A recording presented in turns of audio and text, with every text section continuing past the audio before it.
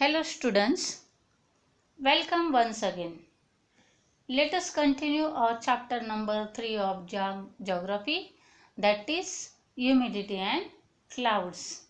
Dear students, in the previous lecture we learned that as we go higher the vapor holding capacity of the air will decrease. Now in this lecture we are going to learn about absolute humidity and relative humidity. Let us start absolute humidity. The amount of water vapor in 1 cubic meter of air is the absolute humidity of the air. Dear students, please keep in mind what is absolute humidity. There is the amount of water vapor. If it is in 1 cubic meter of air, it is considered as absolute humidity of the air. For example, the absolute humidity of the air near coastal areas is higher than air in the interior. Absolute humidity is higher in the equatorial areas, while it reduces as we move towards the poles. Dear students, as you can see the figure, there is the equator.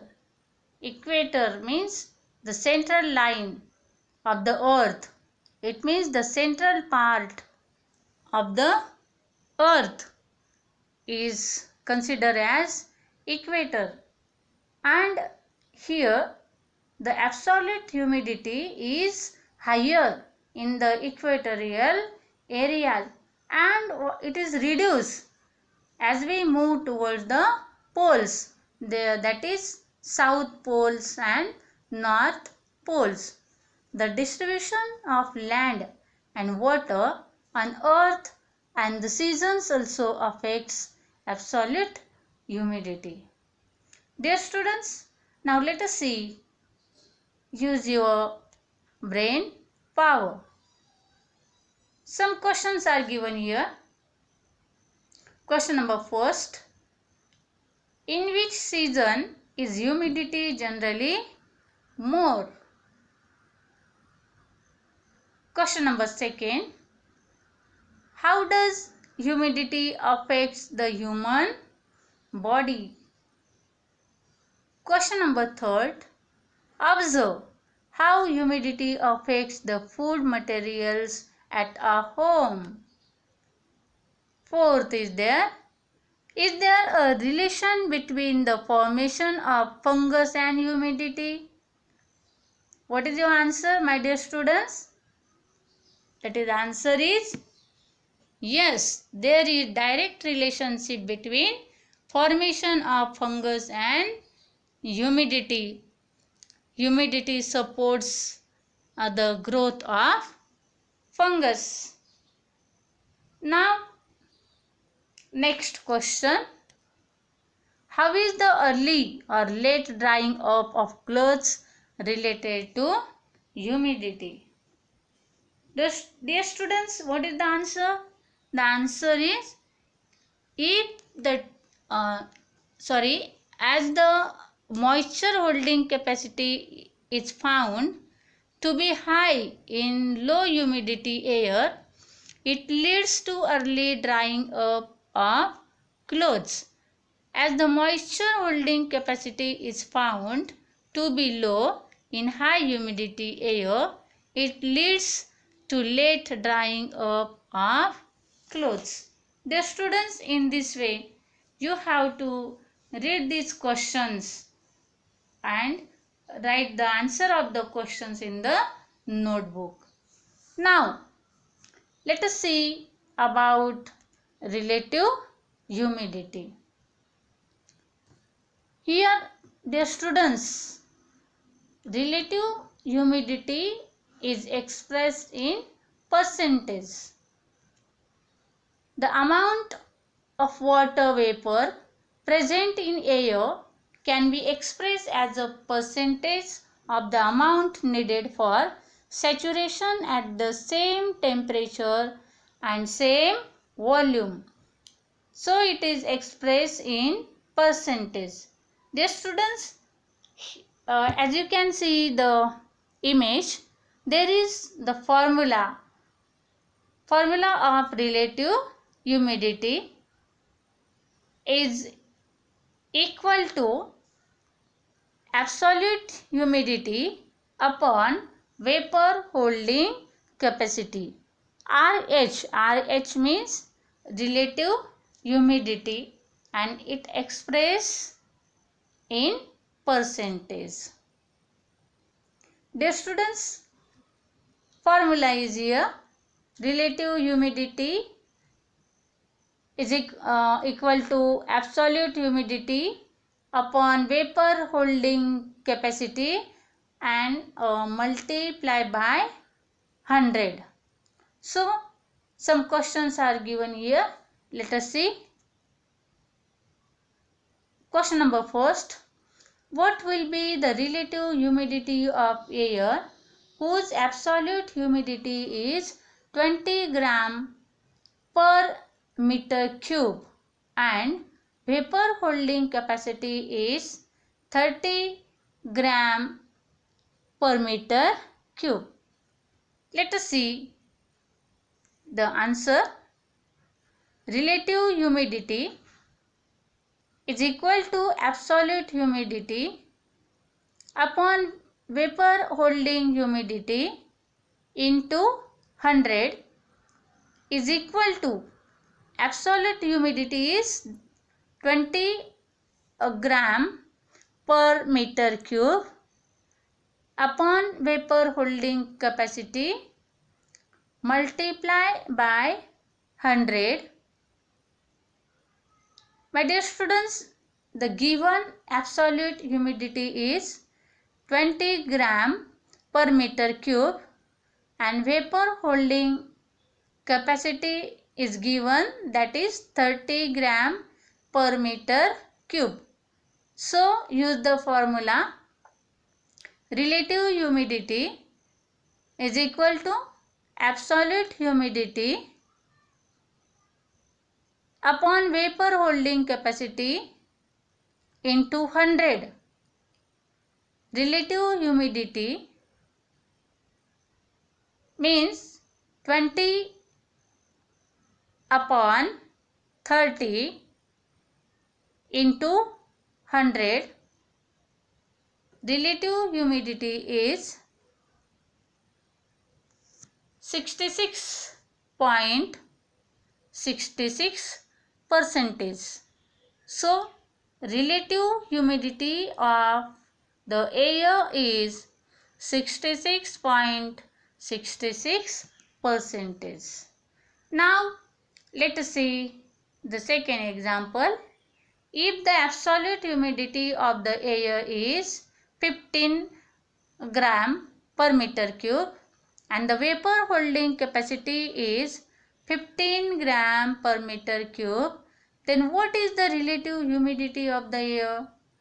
My dear students, in this example, absolute humidity of the air is given, it is 15, as well as the vapor holding capacity is also 15 gram per meter cube.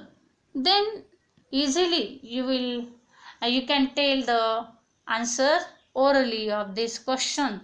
But let us see. Let us solve this question with using the formula. Here absolute humidity is given, that is 15 gram per meter cube. Vapor holding capacity is also given, that is 15 gram per meter cube. And with the help of formula is here. Relative humidity means absolute humidity upon vapor holding capacity into 100. Then you can find out the relative humidity. Relative humidity is 15 upon 15 into 100. My dear students, here relative humidity is 100%. So, relative humidity of air is 100%. Do you understand? Is it clear? Okay. Now, question number 3. On the basis of the examples given above, tell which air is saturated. Dear students, that air is saturated whose relative humidity is 100%. The answer of this question is the air is saturated whose relative humidity is 100%. The amount of water vapor changes according to difference in temperature. Similarly, relative humidity also changes. Generally, relative humidity is more in the mornings and nights. In the afternoon, as temperature increases, relative humidity decreases. Near coastal areas, the relative humidity is more and so the air is moist. In desert areas, relative humidity is less. Dear students, here as temperature increases, relative humidity decreases. Pay attention here. As temperature increases, relative humidity decreases. And whether the temperature decreases, relative humidity is increases. Near coastal areas, the relative humidity is more and so the air is moist. And in the desert areas, the relative humidity is less. My dear students, see here, the relative humidity also changes. Here water vapor, relative humidity and temperature. The relative humidity is more in the morning and night, and in the afternoon just I explained that the temperature, as the temperature increases, the relative humidity decreases. And then near coastal area, the relative humidity is more and so the air is moist. My dear students, in this way we learnt about absolute humidity and relative humidity. Dear students, I put here assignment. It is very short. It is only one question based on this part which we learnt today. Only one question is there. Differentiate between relative humidity and absolute humidity. My dear students, write the question with answer in your notebook. Complete your notebook, and I hope you understood this part.